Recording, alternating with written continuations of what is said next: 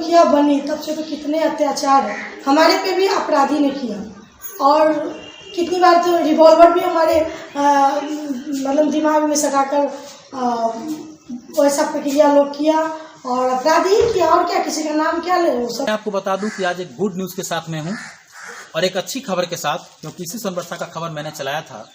यहाँ की जो महिला मुखिया है वो जीवन और मौत से संघर्ष कर रही है। लेकिन एक अच्छी खबर है सोनबरसा वासियों के लिए, उनके चाहने वालों के लिए, कि नीतू कुमारी अब स्वस्थ हैं और जो जिंदगी और मौत का जो उनका संघर्ष था उसमें उन्होंने मौत को पराजित किया है और जिंदगी की जंग की। मुखिया जी आप स्वस्थ हो गए, थैंक यू आपको इसके लिए। और हमारे सभी ग्रामवासी के लिए भी मैं आभार प्रकट करना चाहती हूँ।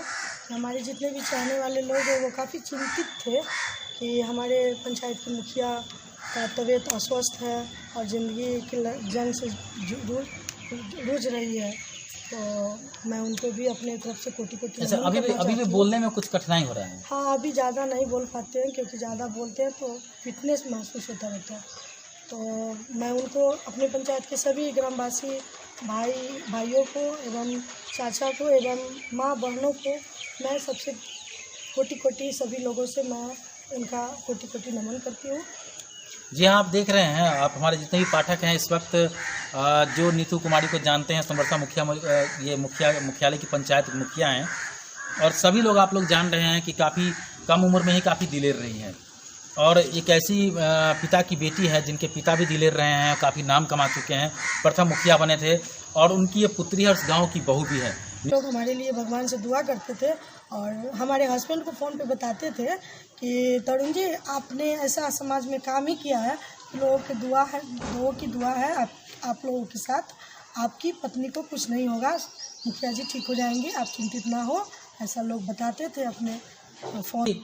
इस गांव की बेटी और बहू है, जवाबदेही बहुत बड़ी है, इनकी मुखिया भी हैं, और इस नाते चूँकि ये जो हालात है, सबसे पहले मैं आपको बता दें, बीमार का जो स्थिति होता है कोई भी आदमी कुछ दूसरी बातें नहीं करता है, लेकिन मेरी जवाबदेही है कि मैं भी किसी ऐसे पद से बंधा हूँ, ऐसे जिम्मेदारी से बंधा हूँ कि सवाल तो करना लाजमी हो जाता है, क्योंकि मुखिया भी हैं।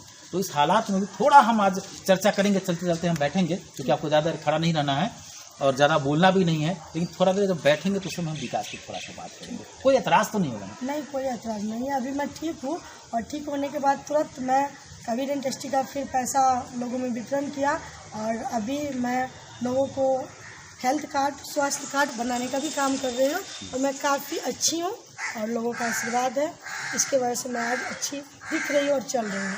तो ये डॉक्टर ने सलाह दिया है कि आप टहलते भी रहें। महादलित जो मोहल्ले के लोग हैं, आज़ादी के बाद आज तक उनको जमीन नहीं मिला, आपने पहल किया था, खबर हमने भी लिखा था, क्या हुआ उसका? जब सर्वे हुआ, शायद जमीन की नापी हुई, अब तक उन लोगों को मिला नहीं, अभी तक नहीं मिल पाया है। उन लोगों का प्रस्ताव, जमीन वाला प्रस्ताव यहाँ से पेपर बन के वो DCLR के पास जाती है, और DCLR वहाँ से बास्केट पेपर उसको निर्गत करते, तब जाके यहाँ अलॉटमेंट होती है। हम लोग लगभग आए दिन CO साहब को इस बात का चर्चा करते रहते हैं। अब ब्लॉक में शायद कर्मचारी का भी अभाव है, सरकारी कर्मी का अभाव है, इसलिए भी काम के अत्यधिकता के कारण भी शायद उन लोगों का लेट हो रहा होगा। लेकिन उनका कहना है कि पेपर हम लोगों ने भेज दिया है DCLR साहब के यहाँ। वार्ड नंबर 14 में लोगों को बाढ़ राहत का राशि नहीं मिल पाया था, उसका क्या हाल है? जी, जब पिछले साल संपूर्ण जिला घोषित किया गया था बाढ़ पीड़ित के लिए, तो हम लोगों ने तो पूरा जिला का पूरा पंचायत का रिपोर्ट भेजा था जिला में, लेकिन संजोग से जो 14 नंबर वार्ड है उसका एक ही पन्ना एंट्री हुआ, बाकी पन्ना नहीं एंट्री किया। जब पता चला तो हमने और उसके वार्ड मेंबर ने, जो अरुण जी है मुखिया भी है, दोनों ने मिल के बैठ के फिर से सारे का एंट्री करवाया, लेकिन फिर भी लाख प्रयास के बावजूद उसका पैसा नहीं आया। उस चीज के लिए हमने, मेरे एक बड़े मामा है, अभी तक क्या, अभी हालात क्या है? पैसा मिला या नहीं? दूसरा पहले टर्म बाद का पैसा नहीं आया, जब दूसरी बार बाढ़ आया तब उसका पैसा आया। 2017 का नहीं आया? नहीं आया। 2019 का? 2020 का आया। 17 में तो हमारे यहाँ आंशिक था, उस समय आंशिक ही कर दिया गया था। बहुत जो ओरिजिनल एकदम बाढ़ प्रभावित हो उन्हीं लोग को मिलना था, इसलिए उस समय तो 400 लोगों को ही मिला जो एक्चुअल में बाढ़ से पीड़ित थे। सबसे बड़ी बात है ये तो जो पूरे बिहार के लगभग ये समस्या है बाढ़ राहत को लेकर के, बहुत जगह से शिकायत आता है, कई जिलों से शिकायत आता है। एक सबसे बड़ी समस्या ये है और एक ज्वलंत समस्या है, बुजुर्ग हमारे माँ बाप जो हमें और आपको पालते हैं, बचपन की तमाम नटखटपना बदमाशी को सकते हैं, लेकिन जब वो बुजुर्ग होते हैं तो आजकल ये सर्वविदित है कि बहुत बड़ी संख्या में ऐसा देखा गया है कि औलाद जो होते हैं बुढ़ापे में माँ बाप को सहारा नहीं देते। और सरकार ने ऐसे माँ बाप के लिए, बुजुर्गों के लिए वृद्धा पेंशन बना रखा है, उन महिलाओं के लिए जिनका पति समय से पहले गुजर जाते हैं, विधवा पेंशन, जो चल नहीं पाते हैं दिव्यांग पेंशन। आज की स्थिति में आपके पंचायत में वृद्धा पेंशन, विकलांग पेंशन, से विकलांग कहेंगे तो चूंकि आज ग्रामीण लोग विकलांग समझते हैं, दिव्यांग बहुत कम लोग समझ पाते हैं, और विधवा पेंशन का क्या है? देखिए 2014 में हमको शौक राजनीति का जगा, तो हमने पैक्स का चुनाव लड़ा, लेकिन संजोग से वो चुनाव हार गए। हारने के बाद लगातार हमने पेंशन पे ही पहला राजनीति का सफर शुरू किया, और उसी समय से हम पेंशन में, वृद्धा पेंशन में इंटरेस्ट लेना शुरू किए, और उस समय से हम करा रहे। अभी तक लगातार 4.5 वर्ष मुखिया होने में भी जब तक हम गांव पे रहते हैं कभी आराम नहीं किया, कभी दिन में सोए नहीं, कोई दिन फिल्म नहीं देखा, कोई दिन टीवी नहीं देखा, हर दिन जनता के काम में। और मैं खुद वृद्धा पेंशन का फॉर्म अपने से भरता हूँ, अपने से जाके RTPS करा के और पास कराने का काम किया। लगभग 1000 लोगों को मैंने इस 4.5 साल के समय में वृद्धा पेंशन योजना का लाभ दिलवाया। लेकिन फिर भी अभी ऑनलाइन होने की वजह से, पहले ऑफलाइन था तो उसमें SDO के तरफ से लिख दिया जाता था उम्र कम है, या कोई योजना लिख के। अभी ऑनलाइन जब से हुआ तो बहुत दिव्यांगों का दिव्यांग पेंशन था, वृद्धा पेंशन मिल रहा था। तो पहले सब पेंशन मिला के एक सामाजिक सुरक्षा पेंशन हुआ करता था, लेकिन बाद में 2018 में सरकार ने सब पेंशन को अलग अलग बांटा। अब कमी तो सरकारी स्टाफ में था, पब्लिक में कोई कमी नहीं था, सारा पेपर दिया, लेकिन सब पेपर को कर्मचारी लोग ऑनलाइन नहीं किए। लगभग 80 से 100 आदमी हमारे भी पंचायत में है जिनको 2016 से पहले पेंशन मिलता था और अभी नहीं मिलता है। वो अप्लाई भी नहीं कर सकते क्योंकि उनका आधार रिकॉर्ड में दर्ज है, और नहीं वो सुधार होने के लिए पटना गया है। भगवान जाने कब सुधरेगा। हम लोग के स्तर से होता तो हम लोग सुधार चुके। मतलब सिस्टम की कमी का मार हमारे बुजुर्ग झेल रहे हैं, वो महिलाएं झेल रही है जिनके पति नहीं है, वो दिव्यांग झेल रहे हैं जो ठीक से चल नहीं पाते हैं, और उनको ये पेंशन नहीं मिल पाता। ये दुख की बात है। सरकार के अधिकारी अगर आप देख रहे हैं तो देखिए, ये मानवता भी कहता है और आपकी जिम्मेदारी भी है कि आखिर ये कमी है तो उसे दूर किया जाए, क्योंकि बुजुर्गों का अगर वृद्धा पेंशन नहीं मिलता है तो ये अच्छी बात नहीं।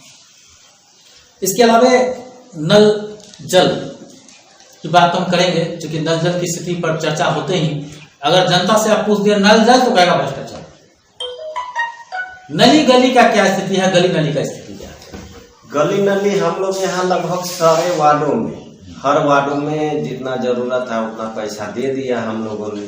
सब जगह वार्ड क्रियान्वयन एवं प्रबंधन समिति के द्वारा 2017 से पहले पंचायत के द्वारा लगभग हर वार्डों में 70 से 75% तक गली नली को ठीक कर लिया गया है। 25% शेष अधूरा भी होगा तो पैसा के अभाव में अधूरा है, पुनः पैसा आएगा फिर से उसको भेजा जाएगा, और लगभग उसको पूर्ण कर लिया गया। हमारा कहीं भी कोई योजना पेंडिंग नहीं है, बाकी नहीं है। और विकास का जहाँ पे आप कहते हैं सवाल, तो निश्चित रूप से आप जनता से पूछेंगे तो अन्य कार्यकाल में हमारे कार्यकाल को निश्चित रूप से विकास के रूप में जरूर देखा जाएगा, क्योंकि मैंने खुद खड़ा होके वहाँ पे काम करवाया, सारा चीज का निगरानी में रख के, और बेहतर ढंग से हमने गली नाली को बनवाने का काम। नल जल में भ्रष्टाचार की कलंक गाथा आपके पंचायत में क्या है?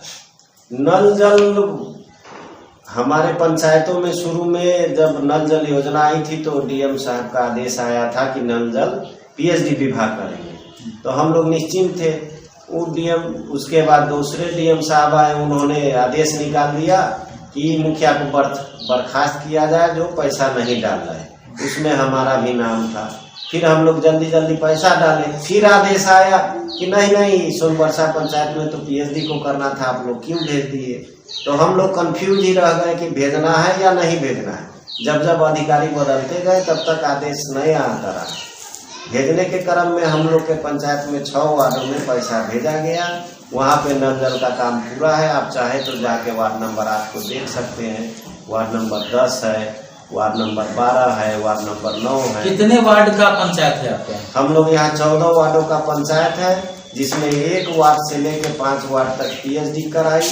6, 7, 8, 9, 10, 12 इसमें ग्राम पंचायत द्वारा वार्ड क्रियान्वयन एवं प्रबंधन समिति के द्वारा कार्य कराया गया। 11, 13, 14 में PhD के द्वारा कराया। तो लोग जानते हैं कि बहुत शांत स्वभाव के, लेकिन एक बार इनके बारे में सुना गया था, मुखिया जी तरुण जी के बारे में भी सुना गया था, ये सामने बैठे हुए हैं, कि शायद आवास योजना में रिश्वतखोरी की बात। जब आवास योजना में रिश्वतखोरी की बात थी तो शायद किसी की जमकर क्लास लगाए थे। ज्यादा खोलकर नहीं कहेंगे, लेकिन जो हुआ था चर्चा का विषय बना था कि इतना गुस्सा कैसे आ गया। तो दलाली का काम कर रहा था, नाम तो हम भी नहीं बताना चाहेंगे, लेकिन लगभग समाज के हर लोग जान रहे हैं वो कौन था। तो हम चाह रहे थे कि कोई न ले, और उस बीच में वो डिस्टर्ब कर रहा था, जिसकी उसकी सजा मिली उसको। शायद वो अब ना करे ऐसा व्यवस्था किसी भी पंचायत में जाए। ये तो सबक है। और एक चीज और आपके बारे में चर्चा है कि आप भले ही शांत प्रिय, लेकिन शांति से ही अधिकारियों को कभी कभी कुछ कड़वी बातें कह जाते हैं, कुछ योजनाओं में कमी को लेकर या भ्रष्टाचार को लेकर। क्या ये बात सही है?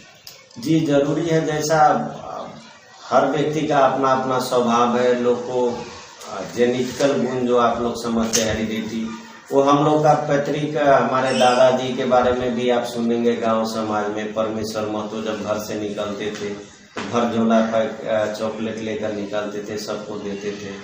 हमारे पिताजी भी महेश महतो के बारे में सारे लोग कहते हैं कि बहुत शांत है। तो स्वाभाविक रूप से हमें भी उन्हीं का गुण है। लेकिन जब ये भ्रष्टाचार को हम देखते हैं कहीं कहीं पे ब्लॉक में, सरकारी जगहों पे कम है, तो हमको शांति रूप से ही हम विरोध करते हैं, उसको बतलाते हैं, समझाते हैं। चलिए, बहुत बड़ी बात है कि आप ऐसा करते हैं और भ्रष्टाचार के खिलाफ होना भी चाहिए खड़ा सबको। कुछ विकास की जो बात है, मैं समझता हूँ कि चाहे सरकार हो या केंद्र सरकार हो या राज्य सरकार हो, विधायक सांसद जो भी हो, बहुत विकास करेंगे, लेकिन कमियां रहेंगी, कमी पर चर्चा होती रहेगी। एक बड़ी बात, जिस सोनवर्षा में मैं खुद जन्म लिया, जिस सोनवर्षा के खेतों में मधुर गीत सुनाई देता है, चर्चा है कि यहाँ की बासमती चावल का सुगंध पटना तक जाता है। बड़े बड़े नेता, राजनेता यहाँ के चावल का स्वाद लेते थे। सोनवर्षा नाम पर सोना की वर्षा होती है, जैसा लोग कहते थे। इसी सोना में, इसी सोना की धरती पर आज बारूद, बार बार गोलियों की आवाज आती है। लोग बाहर से कहते हैं कि सोनवर्षा मन्ना मत जाइयो, जाइयो तो सवेरे चलिए। व्यवसायियों का व्यवसाय ठप हो रहा है। आखिर क्यों? आखिर ये सोनवर्षा इतना बदल कैसे गया? आपसे भी पूछेंगे, चूंकि मुखिया हालांकि इनका स्वास्थ्य ठीक नहीं रहा है, लेकिन जवाब हम इनसे भी लेना चाहेंगे। इस वक्त इस मसले पर हम आपसे मुखिया जी जवाब लेंगे। हम जानते हैं आप पुलिस अधिकारी नहीं, हम जानते हैं, लेकिन आप एक मुखिया हैं और आपने बचपन से सीखा, यहाँ की बहू और बेटी दोनों हैं। सोनवर्षा बहुत अच्छा जगह है, शांत प्रिय माहौल रहा है। बासमती चावल यहाँ का नाम ही रहा है, बहुत सुगंधित होता रहा है। आज खेती भी समाप्त हुआ, वो गुनगुनाते गीत भी नहीं दिखाई देते हैं, और अगर सुनाई देता है तो रात छोड़िए दिन में गोलियों की आवाज सुनाई देती है। कैसे बताया? सबसे पहले तो हम कहना चाहेंगे एक ही बात कि सोनवर्षा में जो भी आज आतंक फैला हुआ है, वो आसमान से उतर के फैला हुआ नहीं है। वो कहीं ना कहीं हमारे समाज में 100% लोग हैं, उसमें से 95% लोग व्यवसायिक वर्ग के, जो व्यवसाय करते हैं, दिन में सुबह निकलते हैं व्यवसाय करने, रात को अपना व्यवसाय को बंद करके घर जाते हैं। आखिर में कहीं ना कहीं इस 5% लोग, 5% लोग के ही बच्चे हमारे समाज में आज ये बदबू को और बासमती चावल के सुगंध को ख़त्म कर दिए, बदबूदार कर रहे हैं, बदबूदार कर रहे हैं। और कितनी बार तो रिवॉल्वर भी हमारे मतलब दिमाग में सटाकर वैसा प्रक्रिया लोग किया और अपराधी किया, और क्या, किसी का नाम क्या ले, वो सभी लोग जानते हैं। और जितने भी अपराधी किस्म के जो मशक्क़त चलती रही उसमें मैं समाज के साथ कदम में कदम मिला के मतलब झुलसती रही। मतलब मैंने कभी अपने कदम को पीछे नहीं डगमगाया कि मैं इस समाज में कैसे जाऊं, क्योंकि यहाँ तो बड़ी गोली चलती है, बड़ा लोग अपराध करता है। तो मैं अपने आप में उसी दिन ठान ली जिस दिन हमारे समाज के लोग मैं जिस समाज में मैं आज जन्म ली उसी समाज की मैं बहू भी बनी, और बहू बनने के साथ मैं उसी दिन ठान ली। और बहू बनने के साथ जब हमें ये सेहरा मिला समाज के आशीर्वाद से कि मुखिया पद का जो पद मिला, उसके बाद हमने ठान लिया कि चाहे समाज में जो भी चीज़ हो, जिस मशक्क़त से जिस चीज़ से हमें रूझना पड़े, मैं इस समाज के कदम में कदम मिला के चलूँगी। और मैं डीएम से लेके जितने भी प्रशासनिक पदाधिकारी है, एसपी हो या थाना हो, मतलब जो भी प्रशासनिक पदाधिकारी है, उनसे मैं कितनी बार अपने हिफाजत के लिए भी मतलब अपने सुरक्षित रहने के लिए भी हमने, और गांव की सुरक्षा के लिए भी हमने क्या कहते हैं लाइसेंस का अप्लाई किया, हथियार के लाइसेंस। जी हथियार के लाइसेंस का, जो आज तक नहीं हो पाया। तब से मैं ये चीज़ खत्म कर ली अपने दिमाग से कि कभी मुझे मिल नहीं पाएगा। लेकिन मैं समाज के साथ आज भी, कल भी हूँ और आज भी हूँ, और जब तक हमारी ज़िंदगी रहेगी तब तक मैं रहूँगी।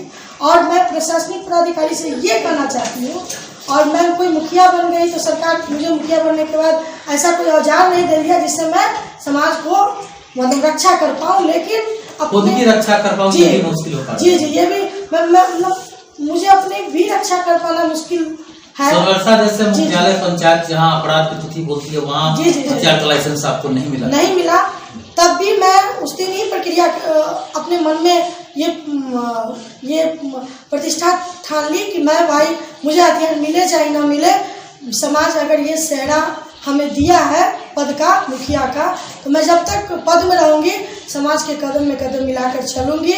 और जहाँ भी समाज को हमारी जरूरत पड़ेगी मैं कदम में कदम। इतनी बहादुरी, इतने हिम्मत, पिस्टल तानने के बाद भी हमारे पति के साथ भी एक बहुत बड़ा मीटिंग था, उसमें हमारे पति बैठे हुए थे और अपराधी जाके वहाँ हमारे पति के भेजा में रिवॉल्वर लगा लिया। सारे वहाँ से जनता एवं जनप्रतिनिधि जो भी थे, जो सभी ग्रामवासी जानते हैं उस चीज़ को, वो सब नीचे की तरफ डरने लगे कि भाई इसको गोली लग जाएगी तो हम क्यों यहाँ पे रुके, डरने लगे। लेकिन हमारे पति ने अपने अंदर हिम्मत और साहस करके उसकी जवाब दी, और आज वो समाज के साथ है, और समाज का फिर चुनाव आने वाला है।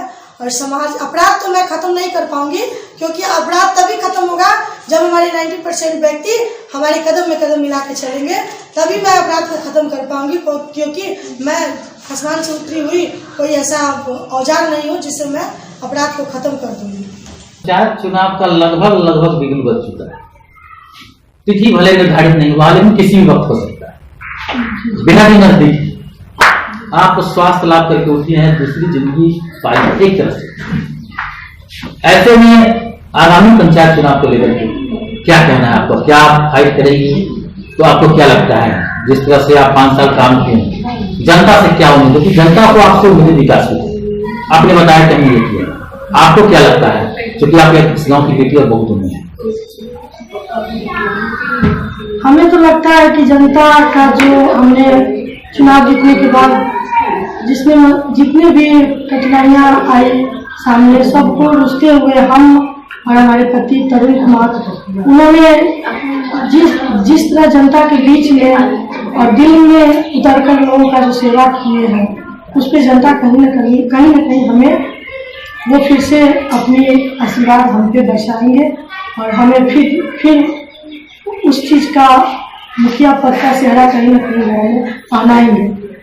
और बाकी तो समाज को देखना है कि भाई जो भी चीज़ इस गांव की बेटी और बहू दोनों होने के नाते जो भी चीज़ इन्होंने समाज को कहा था वो सब आज जो भी कैंडिडेट है मुकुंद जी अपने ही समाज के हैं। मुखिया पद के जितने भी प्रत्याशी होंगे इसी समाज के हैं। लगभग समाज के लोग सब लोग जान रहे हैं कि कैसा आदमी, कैसा व्यक्तित्व है। तरुण रहेगा तो हमारा स्थिति कैसा रहेगा, अन्य लोग रहेंगे तो कैसा स्थिति रहेगा। तो समाज के लोगों को सोचना है कि भाई तरुण को रखे, नीतू कुमारी को रखे या ना रखे।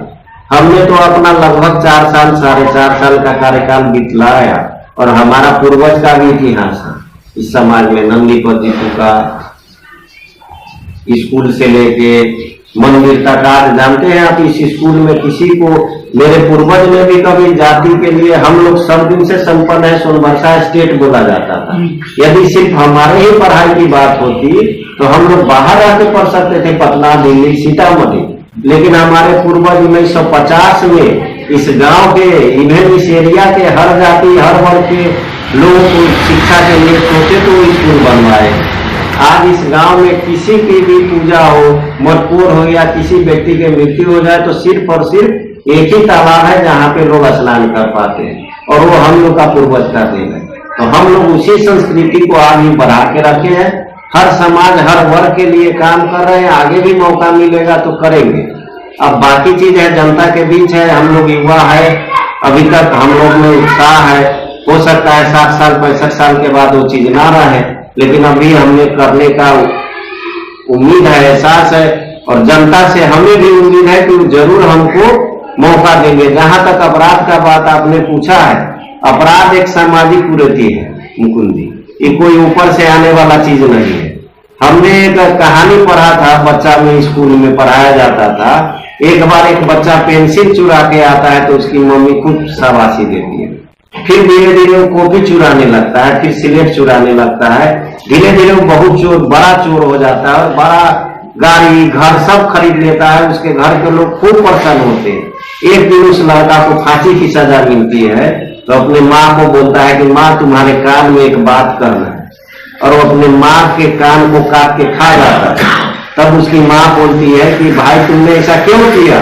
तो बोलती है माँ, यदि तुम बच्चा में हमको सिखलाई होती, मारी होती तो आज हम अपराधी न होते और हमारी मृत्यु नहीं होती। तब उस माँ पिता से कहना चाहते हैं, अपील करना चाहते हैं कि आप उस अपराध के पैसा से मत फलिए फूलिए। अपने बच्चों को जो आप सिखलाते हैं, आपने बताया कि सोनबरसा कभी बासमती चावल से महकता था, तो मेहनत का इंसान थे ना उस समय, हराम का पैसा खाना नहीं जानते थे। आज तो लोग को लोभ लगा है टेम्पू का पैसा से, बाजार के पैसा से, फोकट में धनी बनना चाह रहे हैं। अरे मेहनत से धनी बनो, मेहनत करो, फिर से खेती उपजाओ, व्यापार करो। यहाँ तो व्यापार का हब है। 25% लोग सोनबरसा में बाहर के लोग हैं, लेकिन जब हराम का खाने का, फ्री का खाने का आपको आदत पड़ जाएगा तो निश्चित आप अपराध के तरफ जाएंगे। और बहुत ज्यादा सफेद पोष लोग, बहुत ज्यादा जो खुद अपराध समाप्त करना चाहते हैं, कभी न कभी अपराधी को लेकर घूमते हैं। और सब लोग यहाँ पे जाने हैं, देखे हैं उनको, लाख छिपाने से वो नहीं छिपेगा। दाग जो लग जाता है चुनरी में दाग, वो छुपने से नहीं छुपता है। लाख छुपा ले, माइक पे बोल दे नहीं मैं अपराधी नहीं हूँ, मैंने उनका समर्थन नहीं दिया। यदि अपराधी को कभी नहीं समर्थन दिया तो तरुण कुमार है, जो न कभी अपराधी के साथ घूमते पाया गया सोनबरसा में, न कभी किसी दलाल के साथ घूमते पाया गया। मैं आम जनता के साथ मिलता हूँ, अकेला घूमता हूँ और अकेला सबका काम करता हूँ।